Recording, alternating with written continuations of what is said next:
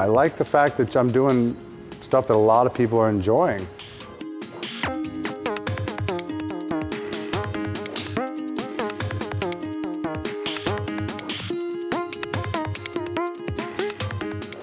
What I do, I deal in bulk. I do all my roasting in 75 pounds or up, down to maybe a 20-pound roast.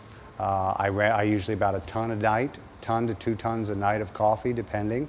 Well, the day crew takes all those orders from all the different folks, figures out, you know, who needs what the total weight of that coffee is going to be, and then gives it to me in load form. The next 2 or 3 hours, I'll be pouring these coffees into little bitty garbage cans. Here, these are all clean, so they're not used garbage cans. They're bought just for this. Where I'll be weighing out. It's a really sensitive scale here, and it weighs out any amount of coffee I need.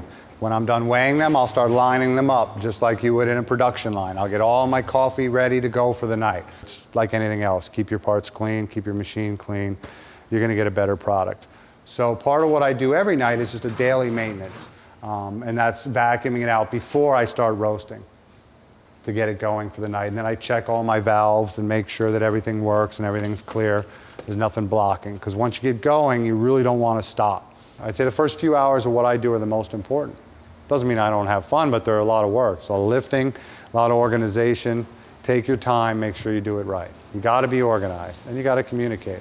So once I'm ready to start my day, okay, and I've gotten all my work done, the machine's clean, I've weighed out all my beans, I'm ready to roast. I've got 2 tons of green beans ready in 16 different blends.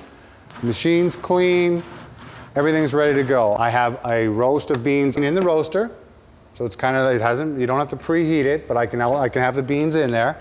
I have a roast of beans up here in a holding bin, ready to go in the roaster. I also have another roast of beans in another holding bin. My roaster, I'm going to turn on my roaster and this thing's going to start heating up. It's going to roast this roast right here. As soon as it's done, I'm going to lift this arm. Those beans, those hot beans, are going to spill out into this thing. And this is where they're going to cool. They're going to cool in here. These set of fans rotate over this open grill. It's an open air vent. And it pushes hot air through here and keeps them nice and cools down the beans, okay? Now while they're cooling, now I've just emptied this thing, so what happens, as soon as I empty it, I'm going to pull this lever, and these beans are going to drop in here. And as soon as they've dropped in here, I'm going to flip a switch, and just like you saw earlier, this batch is going to suck up into the holding bin. So at any one time, this machine has 4 batches in it. There's 1 is the second holding tower, 2, also beans in waiting, 3, there's a roast in there, and 4, there's 1 cooling. About every 18 to 20 minutes, like we talked about how long a roast takes, depending. So say that time's about to come up and my machine is about to go off. There's temperatures on there that I set, and I can read them and know, okay, it's time to, they're done. What I'm going to do is I'm going to open this vent right here. This paddle, that you see, is going to spin along and knock those beans into a trash can, where I'm going to take them and I'm going to weigh them. Once I figure out how much that roast weighs, I log it, and we're going to set it aside. Once I've done that, I come over here. Now this is empty. I'm going to open this lever. The hot beans are going to come out. So it's an ongoing cycle. There's always, we keep the machine full.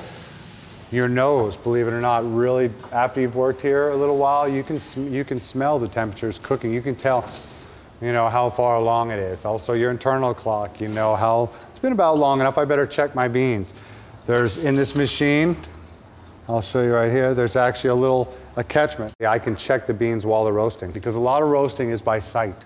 So imagine you have a coffee bean and it's a green bean. Well, there's a lot of water in there. It's mainly, you know, it's moist, it's got a lot of water in there and sugars and carbohydrates. When you start heating that thing up and roasting it, they're going to start bubbling in there and they're going to start steaming. And like anything, they need to go somewhere.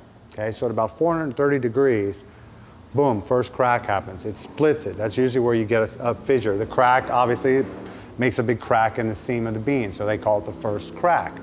If you continue to cook the bean up to a dark roast, which is around 455 degrees, 450 to 460, depending on what you want, you're going to reach a point called the second crack. And that's where you've almost burnt off all the sugars and the waters in there, and the bean will actually crack again. What takes a good coffee roaster? Someone who cares. Someone who pays attention. You have to pay attention and care about it. You just can't, because the first time you burn it is the worst day of your life. It's the worst day of your life. Because there's nothing you can do. It's helpless. It's a hopeless feeling. And I ask a lot of questions. I think if you're a coffee roaster, especially if you're a coffee roaster, what are you doing? You're providing a service to people that taste something. So I liken it to being a chef or a cook. If everyone loves what's going on, how great is that?